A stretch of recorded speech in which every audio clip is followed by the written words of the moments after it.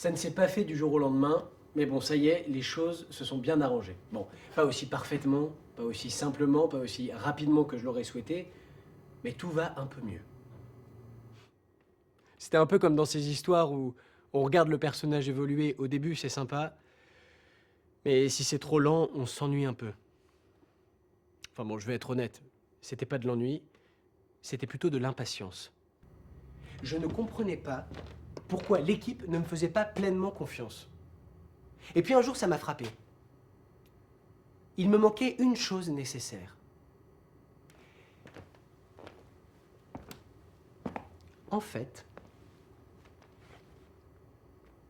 j'adoptais le même comportement, quel que soit l'interlocuteur, quelle que soit la situation. Avec le recul, je me dis que ça devait leur paraître très étrange. À Eva, en particulier, encore davantage, même s'il n'y avait qu'avec elle que j'avais un comportement différent. Parce que c'est vrai que je m'inspirais beaucoup de notre relation. Je testais des paroles, des gestes, des comportements, comme par exemple des hochements de tête ou des variations d'intonation dans la voix.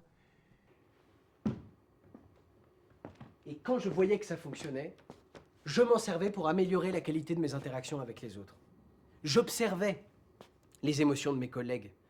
Je tâchais de les saisir pour les comprendre, pour me montrer attentif, pour leur faire plaisir. Attention, je cherchais pas du tout à les manipuler pour leur dissimuler qui j'étais vraiment ou pour obtenir quelque chose d'eux. Non, non, non, non, pas du tout. Je voulais simplement qu'ils me voient tel que je suis.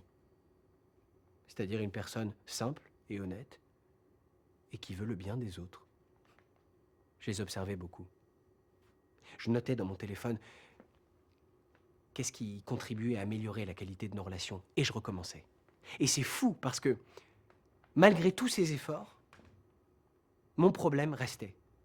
En fait, je n'arrivais pas à m'adapter à la situation ou à l'interlocuteur. En fait, quand une recette fonctionnait, je l'appliquais à nouveau telle quelle. C'est un peu comme si je faisais cuire à la même température et sur la même durée plusieurs gâteaux différents.